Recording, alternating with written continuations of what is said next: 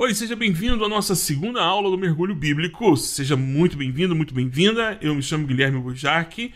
Você chegou aqui pela nossa lista de distribuição? Glória a Deus.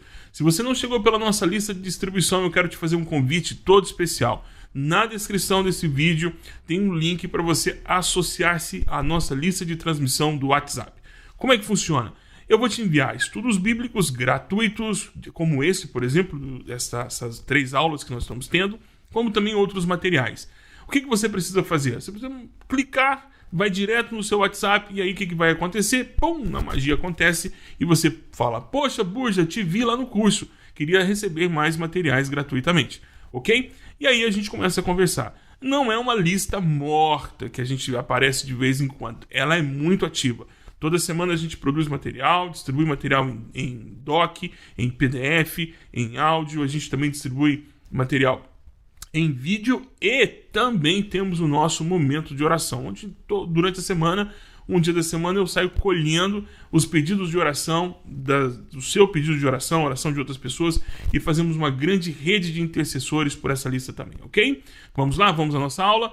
A nossa aula de hoje, nós vamos só mencionar um pouquinho o que foi que nós fizemos na aula passada, como o método funciona. Então, como hoje é muito prático o que a gente vai fazer, o que a gente precisa estar atento? A gente precisa estar atento ao seguinte, que hoje nós vamos aprender o que significa então essa tal da coleta de dados preliminares, análise do texto e a aplicação do texto. Hoje a gente vai ficar nessa parte aqui, ok? Nós vamos fazer essas duas aqui hoje, na aula 2, e essa aqui nós vamos fazer na aula 3. Então eu preciso que você assista todas as aulas comigo, ok? Não deixe de assistir a aula comigo. Por favor, não deixe de assistir a aula comigo. Eu preciso que você esteja comigo até o final do curso, ok? Vamos lá? Então é isso. Deixa eu só apertar aqui de novo para sumir. Vamos então para o próximo slide. O que nós vamos fazer? O que eu preciso que primeiro você faça? Quer dizer, é importante que você tenha isso em mente. Todo o processo de ensino, todo o processo que a gente trabalha com o material que a gente tem. Esse método, o mergulho bíblico, esse que eu desenvolvi, e estou colocando aqui para você, ele trabalha com a seguinte perspectiva, que usar aquilo que você já possui. Nós não vamos pegar nada daquilo que você não possui. Agora, se você tem recursos para poder comprar aí um material de apoio, ótimo. Então o que você vai fazer? Esse aqui é um inventário, esse é o inventário do material que você possui. Eu tenho o meu inventário, eu sei aquilo que eu tenho. Isso ajuda muito. Por quê? Porque você sabe quantas Bíblias você tem. Então você vai listar aqui a Bíblia que você tem, as Bíblias que você possui. As Bíblias de estudo. Eu tenho uma série de postagens no Instagram, só procura lá na hashtag Sala de Aula do Burjac, você vai ver que existe um monte de dicas. E uma das dicas que eu coloquei lá foram sobre Bíblias de estudo. Às vezes a gente fica desesperado para ter uma centena de Bíblias de estudo e a gente não precisa. Por exemplo, se você é pentecostal, se você é de linha pentecostal, eu diria que seria interessante você ter 2 Bíblias de estudo. A Bíblia de estudo NVI e a Bíblia de estudo pentecostal ou a Bíblia de estudo plenitude. Não sei como é que está o nome dela agora. Agora, se você é de linha conservadora, tradicional, aí você já vai para, por exemplo, uma linha, por exemplo, a do MacArthur, tem a Bíblia de estudo do MacArthur, tem a Bíblia de estudo... a NVI também vai servir para você, a Reformada, a Genebra, ok? Então você vai listando as Bíblias de estudos que você tem. Em relação aos comentários, deixa eu dizer uma coisa para você. Eu diria que 2 comentários no máximo. 2 comentários no máximo. 2 autores no máximo. Não mais do que 2 autores para você ter na sua prateleira. Tem gente que tem centenas de comentários. E aqui eu quero falar uma coisa importante sobre comentários. Comentário é a última coisa que você vai fazer a consulta. Cuidado, comentário é igual crack, tá? Se você não prestar atenção, você vicia. Você vicia no crack.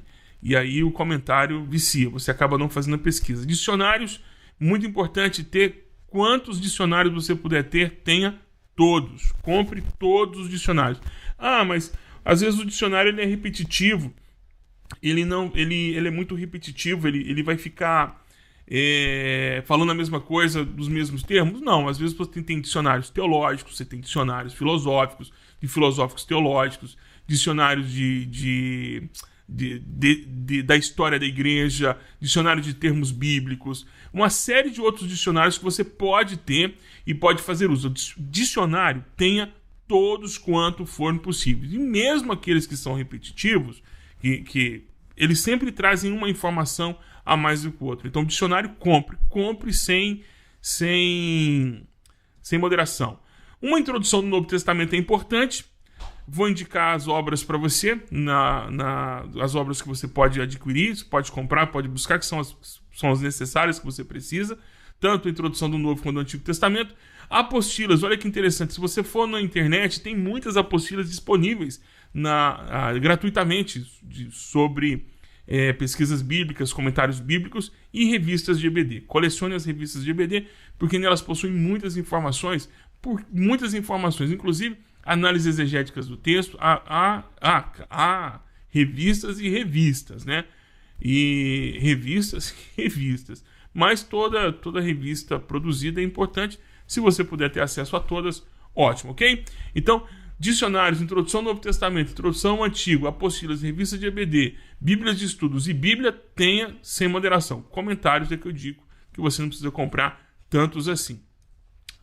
Na aula 3 eu tenho uma surpresa para você, ok? Então, se você for comigo até a aula 3, eu tenho uma surpresa para você. E aí, chega lá. Se é surpresa, então eu te conto quando chegar lá. Beleza? Então, vamos pôr a mão na massa. Vamos começar a trabalhar. Ok. Para a gente fazer exatamente aquilo que foi sugerido, que está aqui nesse slide aqui, que é coleta de dados como nosso primeiro passo para poder fazer a pesquisa bíblica, eu quero te convidar aqui. Então, escolher um texto a ser pesquisado. O texto que nós vamos pesquisar, que nós vamos trabalhar, aqui, eu vou te dizer daqui a pouquinho, mas aqui como é que você pode escolher esse texto aqui? Esse texto você pode simplesmente começar a ler um livro da Bíblia, você decidiu, vou ler Daniel, vou ler Tiago, vou ler o livro de Hebreus, você decidiu fazer essa leitura desse livro, ou se você vai preparar um estudo bíblico em relação a isso. Se você for preparar em relação a temas, então eu te sugiro que se você for trabalhar em relação aos temas, você tenha um pouquinho de cuidado, não fugir do tema. Como é que eu explico isso aqui melhor? Por exemplo, a gente vai falar sobre ira, ok? Sobre ira, a perspectiva bíblica sobre a ira. E aí você vai falar uma perspectiva bíblica sobre a ira, você precisa falar sobre a ira em todo o texto bíblico. Então, você vai precisar falar isso em todos os textos bíblicos. Você pode fazer pegar um tema sobre a ira e falar, vamos ver o que a Bíblia diz sobre ira nos primeiros 5 livros, no Pentateuco, a ira no livro de Provérbios, ou a ira nos profetas menores, ou a ira nos profetas maiores, entende? Você trabalha o tema, mas você trabalha o tema dentro de um espaço seguro. Por que eu digo trabalhar o tema debaixo de um espaço seguro? Porque você acaba não correndo no risco. Você não corre o risco, por exemplo, de estabelecer aqui uma relação com o texto bíblico que não está no texto. Porque quando você vai trabalhar de forma temática, qual é o risco que nós temos quando nós trabalhamos de forma temática? O risco que nós temos quando trabalhamos de forma temática é fazer com que o tema trabalhe para nós e não nós trabalhamos em torno do tema, ok? Então eu sugiro que se você for fazer o estudo, faça o estudo livro por livro.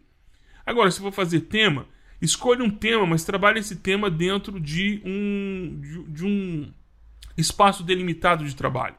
Vamos trabalhar amor, ok. O que João fala sobre amor? Então, as três epístolas de João, mais o evangelho de João, mais o evangelho, o que fala sobre o amor? Então, aí eu vou trabalhar esse tema. Amor, eu vou trabalhar o amor em João. Ok? Aí, ok, você pode trabalhar o amor em João, você pode... É mais honesto, eu diria dessa forma, ok? Preparar o estudo dessa forma. Bom, o que você pode fazer aqui também? Vamos mudar a cor da caneta outra vez. O que você pode fazer aqui de novo? Você pode, por exemplo, aqui, você pode determinar aqui de qual é o segundo passo que nós vamos fazer, aliás. Nós vamos determinar o espaço de pesquisa. Perícope, já começou a complicar. Você disse que era fácil, né? Você falou que era fácil e agora é perícope. Não, isso aqui é simples, porque dentro do texto que a gente for ler, por exemplo, o livro, esse aqui é o que a gente chama de esboço. Tem um nome bonitinho, mas é dentro de um esboço, o esboço do livro. Então, tem lá a primeira parte 1.1, 1.2, 1.3, segunda parte, 2.1, 2.2, entende? Então, trabalhar dentro desses espaços aqui. Essa é a segunda fase que nós vamos fazer. Na metodologia, isso facilita por quê? Porque quando você separa o espaço de trabalho, fica muito mais fácil interpretar o texto. Por quê? Porque nós vamos descobrir que o texto ele tem uma ideia central. Ele tem uma ideia que o autor quer passar. Qual é a ideia? A ideia é exatamente aquilo que Deus deseja que você faça. O que Deus espera, qual a orientação de Deus passada por autor. Então, dentro desse conjunto todo aqui, você tem uma ideia central que vai nos ajudar a entender o que Deus espera de nós, ok? E depois nós vamos começar de fato a pesquisa. Então, o passo 1 que nós vamos fazer aqui, só explicando para você o que nós vamos fazer, nós vamos escolher o texto a ser pesquisado.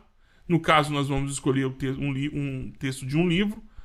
Depois nós vamos determinar o espaço de pesquisa, quer dizer, a perícope ou o esboço, qual é a parte desse texto que a gente vai examinar com mais profundidade. Então, o corpo humano é todo, mas a gente vai examinar somente a cabeça? Ok, então nós vamos examinar só a cabeça. E depois nós vamos começar a pesquisa propriamente dita, ok? Então vamos lá.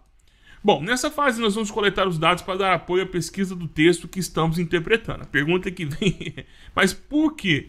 Por conta do contexto. Eu expliquei para você da outra vez. Por que o contexto é importante?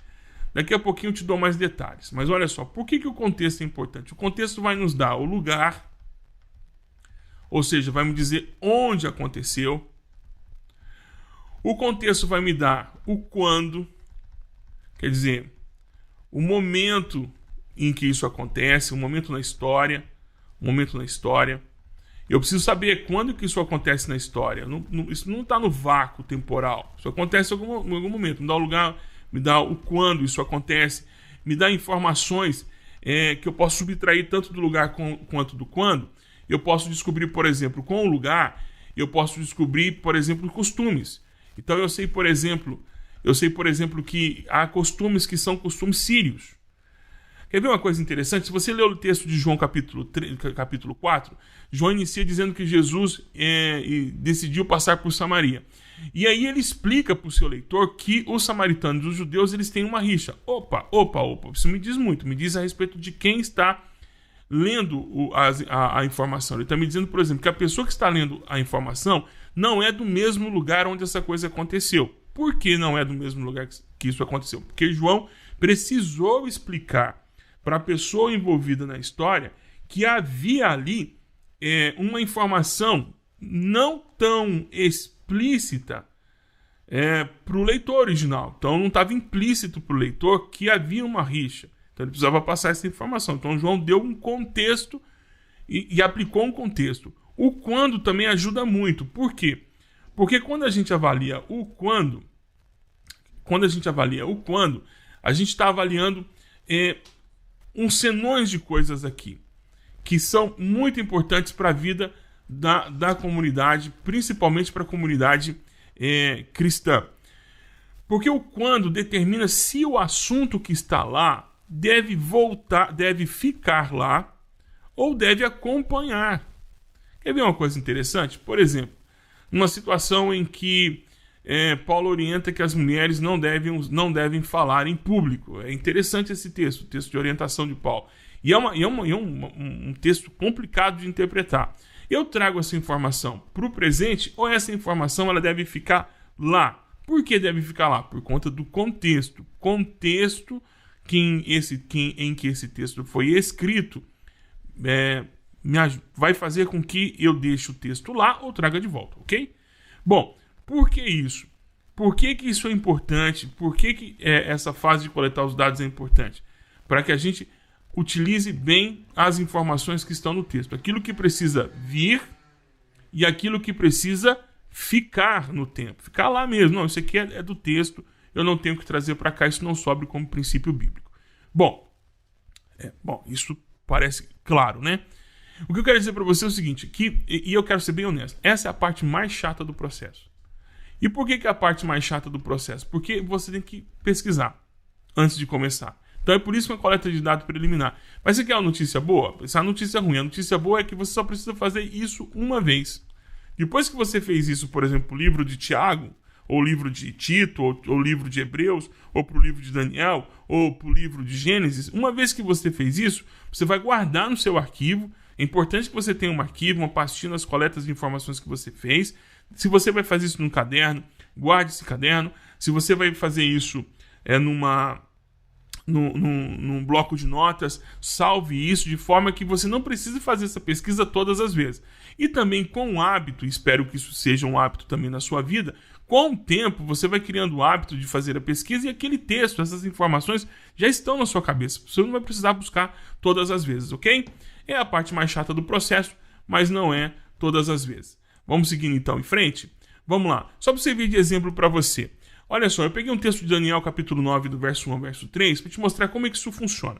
Olha só, aqui a gente tem algumas informações bem interessantes. Olha só que informações que a gente tem aqui. Vou pegar, mudar a tinta da caneta de novo, toda hora mudando aqui. Vamos lá, aqui. Só para você ver aqui. Dário, filho de Xerxes, de origem meda, foi constituído governando o reino da Babilônia. Aqui nós temos uma informação muito importante. Aqui a gente tem onde. A gente tem onde. A gente tem onde. Onde, Daniel? Qual é o ponto de partida? Ele está no cativeiro. Então, é um texto do cativeiro. É uma informação muito importante. Então, eu tenho um texto que ele está no cativeiro. No primeiro ano do seu reinado. Aqui eu tenho quando. Por que isso aqui vai me ajudar? Porque eu consigo situar Daniel dentro da história. Eu te explico daqui a pouquinho. A gente está coletando as informações. Ele compreendi pelas escrituras, então a fonte de pesquisa dele é a escritura, que o Senhor, a palavra do Senhor dada ao profeta Jeremias. Opa! Se foi dada ao profeta Jeremias, aqui eu já tenho uma ideia, que Jeremias, ele vem antes de Daniel. Então, a não ser que fosse uma profecia, mas como não é uma profecia, então Jeremias depois Daniel. Então, Daniel é um profeta do cativeiro, Jeremias é um profeta pré-cativeiro. Por isso me voltei para o Senhor Deus em orações, súplicas, em jejum, em pano de saco coberto de cinza. Opa, e aqui me leva a uma ação. Que é exatamente tudo isso que a gente está fazendo aqui, tem uma função. Vamos seguindo aqui em frente. Vamos lá. O que está acontecendo aqui? O que eu preciso situar? Então eu preciso situar Daniel dentro de um ponto da história. Então eu coloco Daniel na história. E a história ela é dinâmica, ela está em movimento. Hoje, ontem, anteontem. Então a história ela está em movimento. Como eu consigo colocar Daniel dentro de um ponto da história, isso vai me ajudar a interpretar alguns textos de Daniel, por exemplo. Alguns textos de Daniel eu vou entender que ele está olhando para trás. Outros textos eu vou entender que Daniel está olhando para frente. Olha que interessante, está olhando para frente. Um para frente, deixa eu só apagar aqui, colocar aqui um para frente mais adiante, ok? Só que quando Daniel está olhando, que vamos fazer um olhinho de Daniel aqui.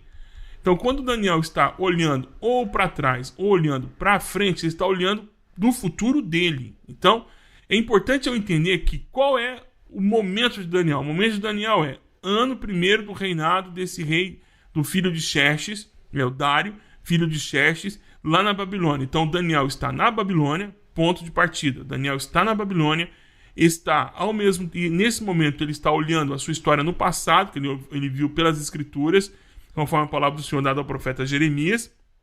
Então é no passado que ele está verificando isso.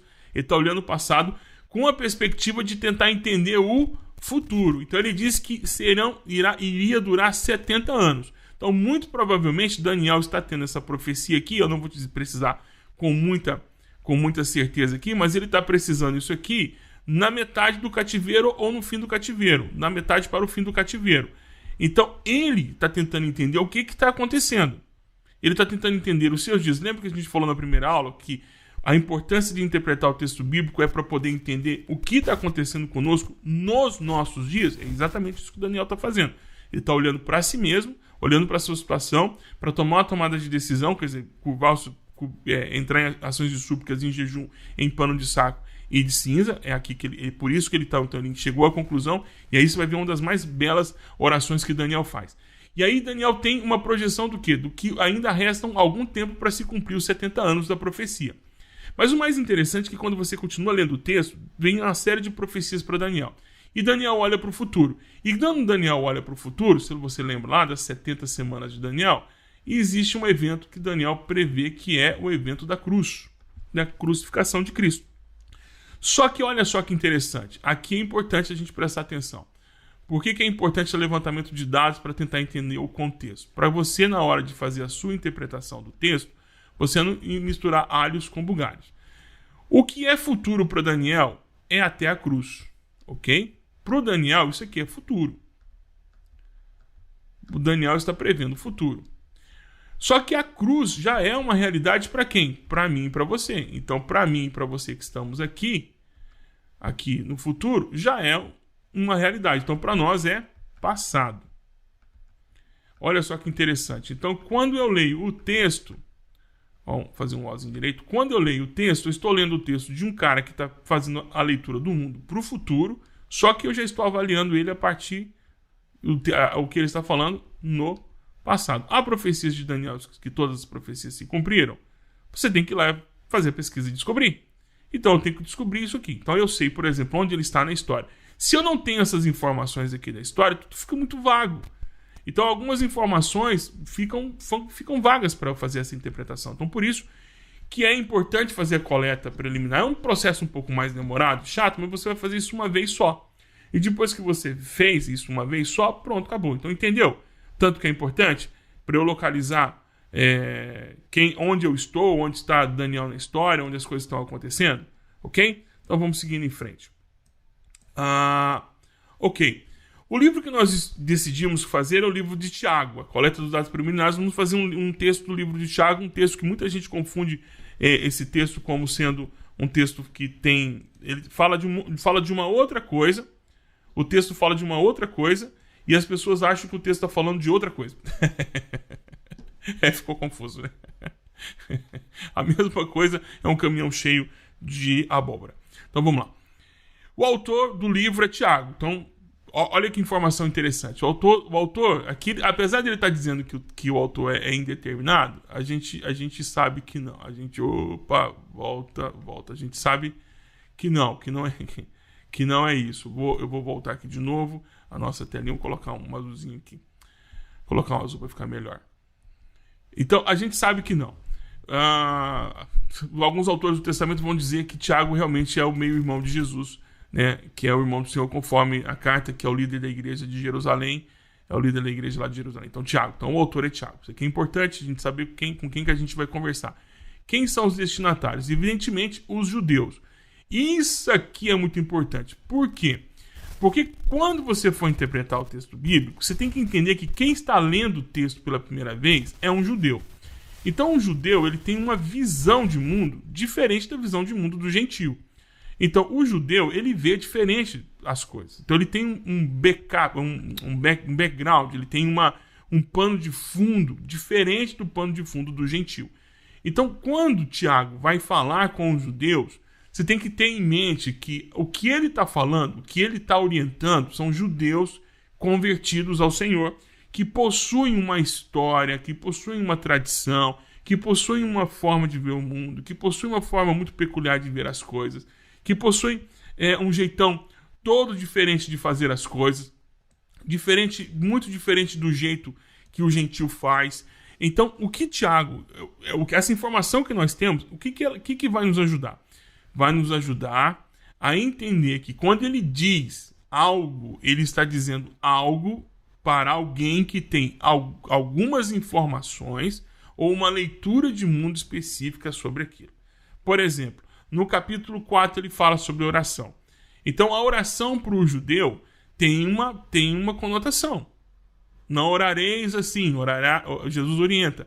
Quando vocês orarem, não orem como os fariseus, que são hipócritas, que oram querendo receber sustento, receber aplauso das pessoas. Então, quando o Tiago fala aqui, por exemplo, sobre a oração, o judeu que está tendo isso em mente, está dizendo, olha, eu não posso fazer isso como normalmente eu vejo as pessoas fazerem na sinagoga, porque agora eu tenho uma nova perspectiva sobre a oração. Entende isso? Então eu não posso esquecer disso. E outra coisa importante é que os judeus convertidos que viviam fora da Terra Santa. Esse aqui é a diáspora que tocou todo mundo, foi embora para tudo que é canto do mundo. Então são judeus vivendo dentro de um contexto urbano alheio a eles. Inclusive isso aqui é muito complicado, porque olha só, não só eles estão vivendo alheios à sua cultura judaica, né? A cultura judaica, como também eles estão alheios à cultura do país onde eles estão. Então isso tudo cria um choque, né? Isso tudo aqui é sério, é choque, é perigoso. Isso tudo aqui é conflitivo. O momento psicológico de quem está ouvindo aqui também é importante, é muito conflitivo. E o tema principal, ele vai falar que o tema principal é a religião prática manifestada nas obras, em contraste com a simples profissão de fé, ou seja, não basta dizer que é, tem que mostrar que é. Textos-chave estão aqui, 1:27, 2:26. Essa informação, essa coleta, que você vai fazer uma vez. Então, se você for estudar todo o livro de Tiago, você não vai precisar voltar e fazer isso aqui todas as vezes. Já está guardado para você, então precisa que ser feito apenas uma vez. Tudo bem? Vamos seguindo em frente. Bom, escolhemos o texto. O texto que nós vamos estudar é o livro de Tiago, capítulo 3. Então, Tiago 3 é o texto que nós vamos estudar. Tiago 3, ok? Bom, determinar o espaço de pesquisa, perícope ou a parte do esboço. A parte do esboço que nós vamos estudar é Tiago 3, capítulo 1, no verso 10. E nós vamos, então, agora começar a pesquisa. Mas antes de começar a pesquisa, nós vamos mostrar para vocês que nós vamos fazer na pesquisa nós vamos utilizar 3 ferramentas. Eu preciso explicar as 3 para você. Nós vamos fazer o reconhecimento inicial do texto, que é fazer uma leitura em busca de palavras que você não conhece, capturar as teses do texto, quer dizer, quais são as afirmações que estão colocadas ali, e investigar, quer dizer, fazer perguntar ao autor uma série de coisas. Essa metodologia, essa forma de investigar, essa forma que nós vamos desconstruindo o texto, vai te ajudar a fazer o quê? Primeiro, com o reconhecimento inicial aqui, olha só o que vai resolver na sua vida. Não vou pagar todas as suas dívidas, tá? Mas vai resolver parte do seu problema. O que a gente vai fazer? Com o reconhecimento inicial, palavras, termos, expressões desconhecidas, você já vai colocando, já vai decifrando. Porque a pior coisa no mundo é quando você não consegue entender uma palavra. Aconteceu isso é verdade. Uma pessoa, eu vi uma mensagem que foi toda construída em cima de uma palavra em que o pregador ele não sabia o significado da palavra. Ele achava uma coisa, mas o significado era totalmente outro. Então ficou muito engraçado porque o sermão ficou muito bonito, ficou emotivo e pessoas foram à frente, oraram, choraram, mas a palavra que ele utilizou não tinha nada a ver.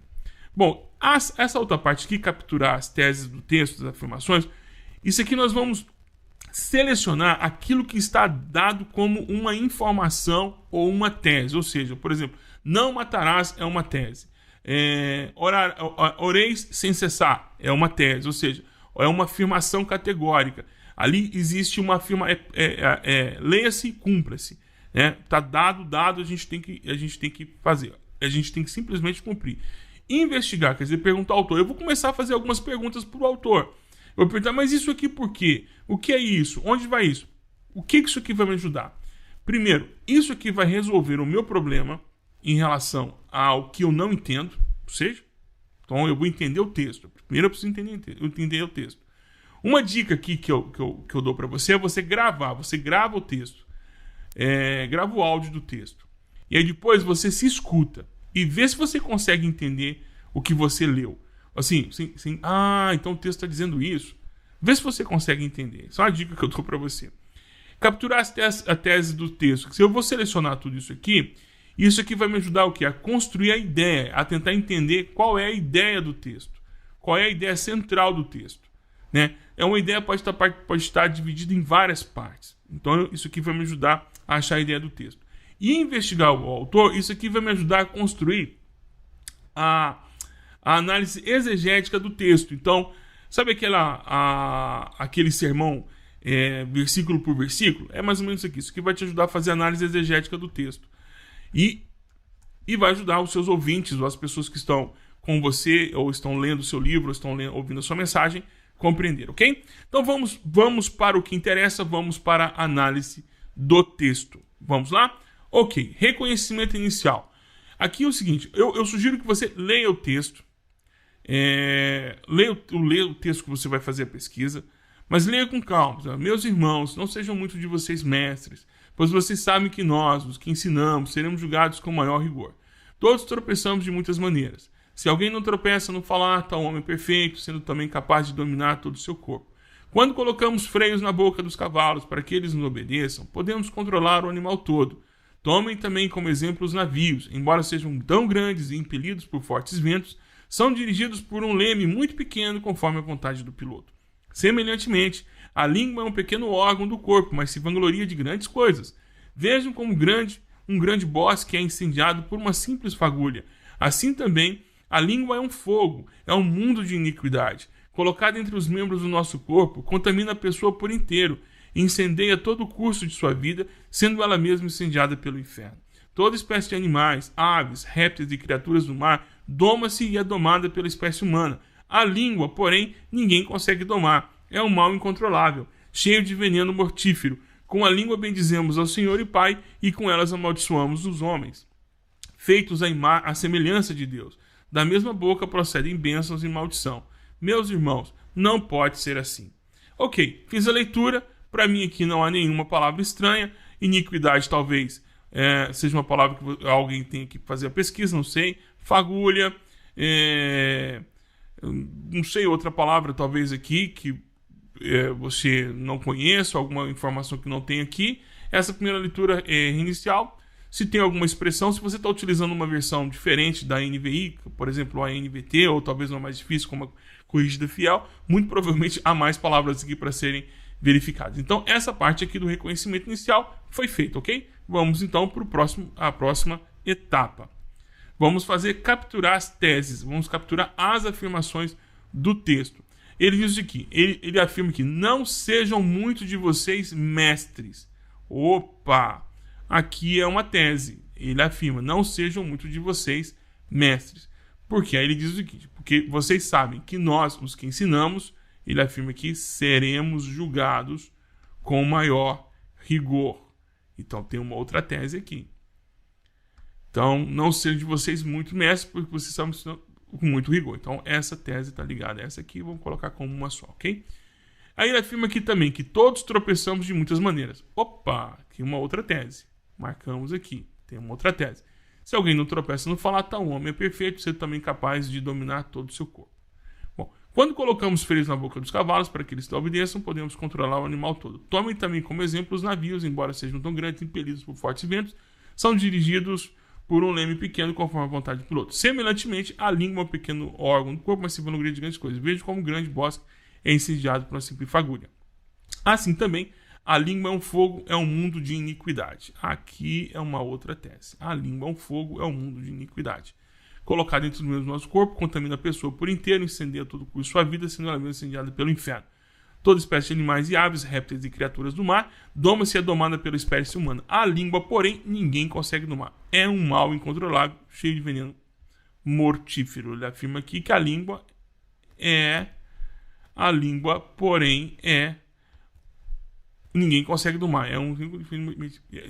Não consegue domar, é um animal, é um mal incontrolável, cheio de veneno mortífero.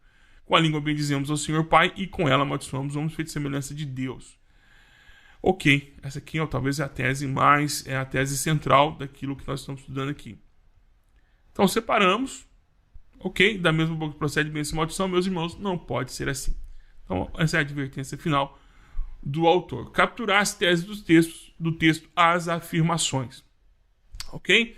Isso aqui eu estou fazendo aqui um pouco mais rápido para que a aula não fique muito longa, mas a gente pode conversar um pouco mais, você pode conversar um pouco mais sobre esses temas. O que vem aqui a seguir?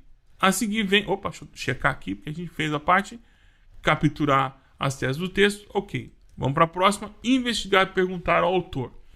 Aqui é a parte que eu mais gosto. Eu, sinceramente, é a parte mais gostosa de toda a pesquisa bíblica para mim, é esse bate-papo que eu tenho aqui com o autor. É muito legal você sentar e começar a fazer perguntas das mais estranhas, das mais engraçadas, ou não, tanto assim. Bom, então quando ele fala meus irmãos aqui, eu vou perguntar, tá, que irmãos? Bom, mas como eu fiz a pesquisa anterior, eu fiz o levantamento de dados, eu sei que esses meus irmãos aqui são judeus que estão vivendo fora fora de Jerusalém. Então ele está dizendo, não sejam vocês muitos mestres, porque vocês sabem que nós os que ensinamos. Então ele está falando ele se põe na posição de professor. Então, Tiago, quem é você? Você é professor? Você é um professor, Tiago? Irmão Tiago, você é um professor? Você é um professor? Seremos julgados com maior rigor. Que julgamento? Eu quero saber, Tiago, que julgamento? Eu quero entender isso. Julgado onde? Quando? Por quem? Quem vai me julgar, Tiago? Igual aquelas meninas que falam, só Deus me julga, só Deus pode me julgar. Quem vai me julgar, Tiago? Quem? Com mais aqui tem com mais rigor, com maior rigor. Aí aqui fala que rigor, ok, mas que rigor? Uma rigor, então tem um grau de rigor, então tem uma escala de rigor aí estabelecida, ok. Todos tropeçamos, ok. Esse tropeço aqui eu posso considerar como pecado? Eu posso chamar isso aqui pecado? Esse tropeço aqui é a mesma coisa de pecado? De muitas maneiras. Se alguém não tropeça no falar, tal homem é perfeito, sendo também capaz de dominar todo o seu corpo. Ok. Bom. Quando colocamos freios na boca dos cavalos para que eles obedeçam, podemos controlar o animal todo. Tomem também como exemplo os navios, embora sejam tão grandes e impelidos por fortes ventos, são dirigidos conforme a vontade do piloto. Aí quando eu faço aqui conforme a vontade do piloto, Tiago está falando sobre livre-arbítrio aqui. Livre-arbítrio. Eu estou perguntando, não estou afirmando nada. Arbítrio. Sim ou não? Livre-arbítrio? Uma pergunta. Semelhante à língua, um pequeno órgão do corpo, mas se vangloria de grandes coisas, visto como um grande bosque incendiado por uma simples fagulha. Assim também a língua é um fogo, é um mundo de iniquidade. Colocado entre os membros do nosso corpo, contamina a pessoa por inteiro. Aí eu estou aqui, eu quero fazer uma pergunta. Contamina a pessoa por inteiro? Como Jesus falou, o que sai é o que sai é o que contamina? É o que contamina? Aí eu coloco aqui, Jesus disse. Então, o que sai o que contamina é a mesma coisa, é igual. Incendeia todo o curso da vida sendo... deixa eu achar aqui, ok? Deixa eu só achar meu ponto. Curso da vida sendo ela mesma incendiada pelo inferno. Pelo inferno. Então quer dizer, o crente vai para o inferno? O crente vai para o inferno? É isso? Pode ir para o inferno? Se perde a salvação?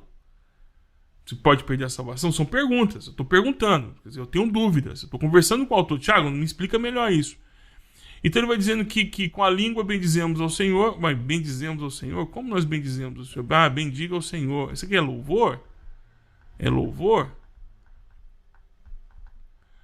E com ela amaldiçoamos os homens. Amaldiçoamos os homens? Eu tenho dúvida aqui, Tiago. Então eu posso... Palavra tem poder? As palavras têm poder? Palavras têm poder? Feito semelhante de Deus, da mesma boca procedem bênção e maldição. Você está repetindo, meus irmãos, não pode ser assim. Ok, Tiago, então entendi, não pode ser assim. Você percebeu o que a gente fez aqui até agora? Então, esse processo que eu estou sugerindo aqui, a metodologia, ele começa com o reconhecimento inicial. Esse é para saber as palavras que você não conhece. Depois a gente levanta quais são as teses que estão no texto, quais são as afirmações que ele tem colocando aqui. Meus irmãos não sejam todos mestres. Isso aqui vai me ajudar a achar a ideia central. Depois eu tenho essas informações aqui. O que é isso aqui? Isso aqui, as investigações que eu faço, as perguntas que eu faço para ele, é para, na hora em que eu for escrever o meu estudo, ou a hora que eu for explicar esse texto, for preparar um sermão, essas informações aqui, elas precisam estar resolvidas. Pois é, essas foram as perguntas que eu levantei. Você pode levantar outras perguntas. De repente você tem mais perguntas do que eu tenho essas. Você tem outras. E aí, isso tudo, a gente vai então para uma segunda etapa, a terceira etapa, aliás, que é a aplicação do texto. Quer dizer, nós vamos agora entender o texto, nós vamos pegar todas essas informações e vamos transformar isso num material de conclusão de pesquisa, ok? E isso a gente vai fazer na aula 3, tá bom? A gente vai lá junto. Deus te abençoe. Obrigado por ter chegado até aqui. E esquecendo, na aula 3 eu tenho uma surpresa para você. Muito obrigado por ter dado play. Deus te abençoe.